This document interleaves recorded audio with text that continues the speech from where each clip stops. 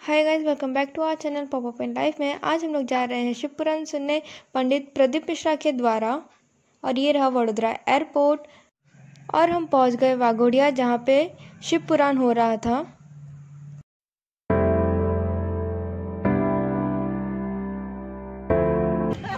लगा ना मम्मी? लगा लो, सीहोर का है, भाग्य से मिलता है। हाँ लीजिए, हमको भी लगा दीजिए। हाँ दे दे।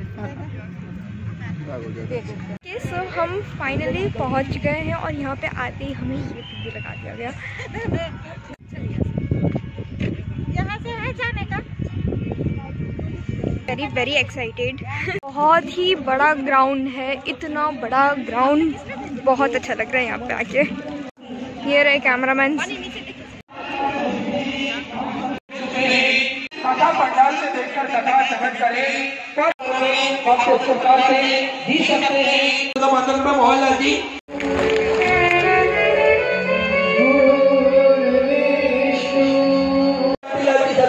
की तरफ से नाची मराठे।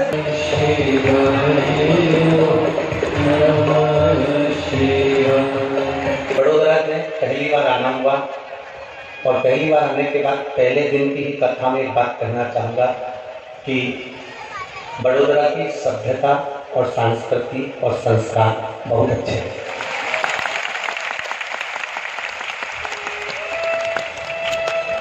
आपसे तो नहीं मिला दिया, पर यहाँ की जो रोड बनी हुई है, उन रोडों पर उन रोडों के जो नाम लिखते हैं उससे मालूम पड़ता है कि कितना संस्कार झलकता है। काशी विश्वनाथ रोड, कुबेरेश्वर रोड, संत road, Gokulnath road, Gokulnath society, Vallabh society, ये सब देखकर ऐसा लगता है कि कहीं ना कहीं वडोदरा में संस्कार तो खूब है। ये निश्चित कि इनका तो मन ही नहीं करता ना बिकॉज जब तक घर से नहीं निकल जाए। तो कैसे भी मैं अभी घूम के आया, भले कोई नहीं निकला, तो भी गाड़ी तो भुड़ भुड़ करके आप कह रहा, मैंने तो किसी को छुआ ही। कहाँ गया था? बस बाजार। पेट्रोल पंप चालू था?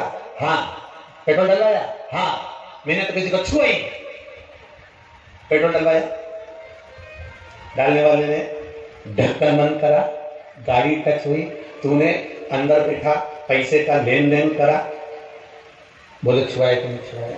भले तुम्हारी दृष्टि में नहीं आया कि मैंने किसी को छुआ ही, तुम तो बिल्कुल कड़क, मैंने किसी को नहीं छुआ। कई लोग कहते हैं मैंने कभी किसी का बुरा ही नहीं किया। भगवान ऊपर देखता रहता है, अरे वो भेरू। भगवान भी कहता है मुझे सब मालूम है, तू ये मत सोच कि तूने किसी का बुरा नहीं करा, मेरे को सब मालूम है। अभी 3 दिन पहले की बात है, बैठा हुआ था बाहर गार्डन में और बैठे बैठे एक मच्छर तेरे ऊपर आके बैठ गया और तूने अब बोल रहा है कि मैंने किसी का बुरा ही नहीं किया। रहता है कि नहीं कहे? अब कहे लोग करने वाले, मैंने किसी को नहीं छुआ। इसके बाद भी हमारे घर में बीमारी आ गई, समझ में नहीं आया, फिर भी कोरोना आ गया। स्पर्श मात्र से अगर कोरोना बीमारी फैल सकती है तो ये शिव महापुराण की कथा कर रही है। सुनकर जाने वाले के मात्र स्पर्श दर्शन, उसके चरण की रज से भी मेरे शिव की करुणा हो सकती है, कृपा हो सकती है। ये निश्चित आने वाला, प्रसाद देने वाला, प्रसाद पहुंचाने वाला, ये सब कौन है? बद्रीनाथ जाने वाला बद्रीनाथ गया, नाथद्वारा जाने वाला नाथद्वारा गया, सांवरिया जी जाने वाला सांवरिया जी गया, एकलिंग जी जाने वाला एकलिंग जी गया, कांकरोली जी जाने वाला कांकरोली जी गया, सोमनाथ जाने वाला सोमनाथ गया।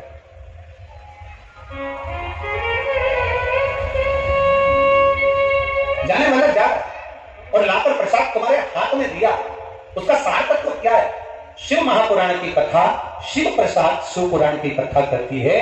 जब भगवान के मंदिर का प्रसाद अनायास, हमने सोचा ही नहीं था कि नाथद्वारा का प्रसाद आ जाएगा, हमने सोचा ही नहीं था कि बद्री विशाल का प्रसाद आ जाएगा, हमने सोचा ही नहीं था कि सोमनाथ जी का प्रसाद आ जाएगा। अचानक अगर प्रसाद हमारे घर पर, हमारे द्वार पर, हमारे घर के अंदर, हमारी हथेली पर, हमारे हाथ में या हमारे परिवार में प्रसाद अगर आ रहा है तो यह विश्वास मानकर चलना कि मेरे श्री जी बाबा को, मेरे बद्रीनाथ जी को हिचकी आई है तो तुम्हें याद कर रहा है कि तू भी चलता है। मेरा भोला नगर में आया है, हरिओम।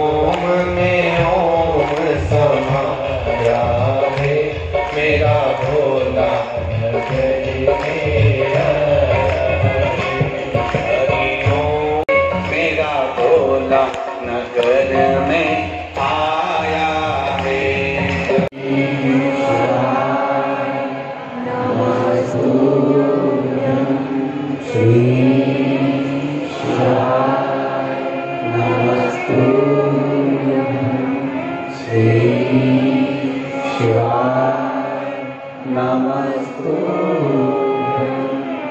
देवराज नाम का ब्राह्मण जब चला, ब्राह्मण ने आवाज लगाई, बांधव रुको। देवराज नहीं रुका। जब देवराज दहली से बाहर हो गया, दरवाजे से बाहर हो गया, द्वार से बाहर हो गया, यहाँ 7 जन्म तक संतान का सुख नहीं है। अब देखिए प्रसाद में क्या बल होता है, जरा विचार करिएगा जरा। तेरे यहाँ 7 जन्म तक संतान का सुख नहीं है। आत्मदेव ब्राह्मण ने चरण पकड़ लिया है, आप कृपा करोगे तो संतान तो होगी, ये निश्चित है। आप अगर करुणा करेंगे, आप दया करेंगे तो मुझे संतान प्राप्त होगी, ये निश्चितता। आप कृपा करिए। कहा मेरे पास आपको देने के लिए कुछ भी नहीं है। तब आत्मदेव नाम के ब्राह्मण ने कहा, संत की जो झोली होती है वो खाली नहीं होती है। उस झोली में संत के पास भले कुछ ना हो, पर वो झोली में कुछ ना कुछ भरा जरूर होता है। मैं चैनल के माध्यम से आप लोग देख रहा हूं। मेरा नाम ध्रुव समर्पति है। मैं बड़ौदा की रहने वाली हूँ। कहीं बैठी हूँ तो हाथ हिलाइएगा। मेरी शादी को 4 साल हो चुके थे, लेकिन मुझे गर्व नहीं ठहरा। डॉक्टरों का इलाज भी करवाया, पर कोई आराम नहीं लगा, कोई रिजल्ट नहीं आया। बाबा की कृपा से आपने जो पशुपति व्रत, महादेव का व्रत किया और 3 सोमवारी पूर्ण हुए थे, और बाबा की कृपा से सफेद आंकड़े की जड़ वाला प्रयोग करा, और शिव की कृपा से मैं गर्भवती हो गई, और बाबा की कृपा से मेरे यहाँ संतान का जन्म हुआ। मैं बाबा को प्रणाम करने, नमन करने के लिए, ये शिव तत्व है, ये शंकर। 16 सोमवार, संकट सोमवार के अगर कोई व्रत करता है, 16 सोमवार के व्रत करता है, तो उसमें जो प्रसाद बनता है चूरमे का, और जब उद्यापन होता है, उद्यापन में जो प्रसाद बनता है, उस प्रसाद को उसी दिन समाप्त करना है। रात भर शिव का प्रसाद नहीं रखा।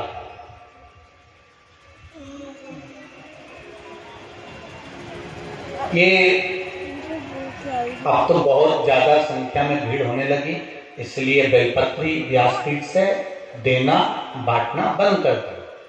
नहीं तो पहले सा शिव महापुराण के अनुसार 6 दिन तक व्यासपीठ पर शिव पोथी पर जो बेलपत्र चढ़ती है, वो बेलपत्र औषधि का कार्य करती है। 7वें दिन जो बेलपत्र चढ़ती है, वो कुबेर भंडार का कार्य करती है। ये शिव महापुराण में आपने कई बार सुना होगा। वहां गई थी ना, वहां से बहुत सारा प्रसाद लिए थी, रखा है तो ले जाना, सबको दे देना। आज के जमाने की बर्तन वाली, तुम जितना वीआईपी नहीं खाओ, उससे दुगना वीआईपी वो खाए। तुम्हारे घी की गंध है। अरे रेंदोरी बड़ोदरा वाली हो, इंदर तुम मेरी बहन हो।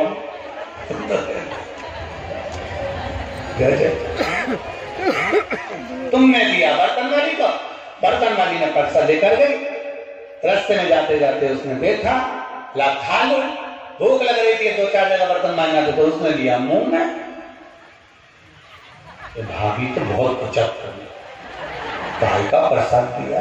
वो चलती चलती उसने कहीं पटका गया। अब वो गाय के पास गया, जमीन पर गया, गटर में गया कि कहाँ गया, उसका दोष उसी को लगेगा जो लेकर, जैसे गौदान। जितने लोग रिसेप्शन में आए हैं, दुख उनको नहीं होगा। बोलो दीजिए, होगा? सबने गुलाब जामुन खाई और बेटी को दुख आया तो सब छाती तान के खड़े हो कि बेटी को दुख कैसा आ गया? कोई नहीं बोलेगा, सब मुंडा बंद करके बैठ जाएंगे, सब खा पी के गए। लिफाफा 500 का तुम्हें दे गए और तुमसे 500 कदम की दूरी बना गए। कि अब इस शादी के मामले में हमसे बात मत करना कि सुख है कि दुख है। पर जिसने कन्यादान करा वो बाबुल रोएगा कि नहीं रोएगा, वो बाप रोएगा कि नहीं रोएगा, वो मां रोएगी कि नहीं रोएगी अगर बेटी को दुख होगा। संकल्प देने वाला उसको रोना पड़ता ही है।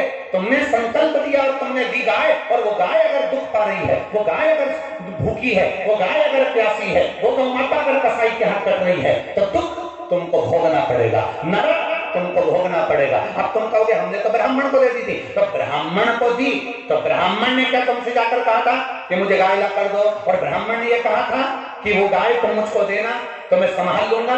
तुमने कहा हमारे दादाजी चले गए तो गौदान करना है, हमने दादी जी चली गई तो गौदान करना है। इसलिए हमारा सनातन धर्म कहता है गाय उसी को दो जहां पर गौ माता की सेवा हो सके। बेटी को ऐसी जगह मत दो कि बहुत धन देख लिया। बेटी को देने से पहले ये देखो कि जिस जमाई के साथ बेटी को दे रहे हो, जिस लड़के के साथ बेटी को ब्याह रहे हो, वो बेटी को सुखी रखेगा कि नहीं रखेगा। मालूम पड़े पेट्रोल पंप देख लिया न, गाड़ी में बंगला देख लिया, और रोज बेटी आंख से आंसू ढाल ढाल के रोए अपने पापा से के पापा कहाँ दे दी, धन की अपने कमी थी क्या बाबुल, अगर देखना था तो लड़का तो अच्छा दिखना था, मदिरा का नशा करता है, व्यसन करता है, गालियां देता है, अपशब्द करता है, तो ऐसा धन किस काम का, वो संपदा किस काम की। कन्यादान करने वाले बाबुल को रोना पड़ता है, गौदान करने वाले व्यक्ति को रोना पड़ता है। उसी तरह शास्त्र यहाँ वर्णन कर रहा है, शास्त्र कर रहा है, प्रसाद आप लेकर आए, उतना लेकर चलो, और लायो डलिया भर कर लायो, डब्बा भर कर लायो, मिठाई ढेर सारी लायो, तो उसको बांटते हुए चलो।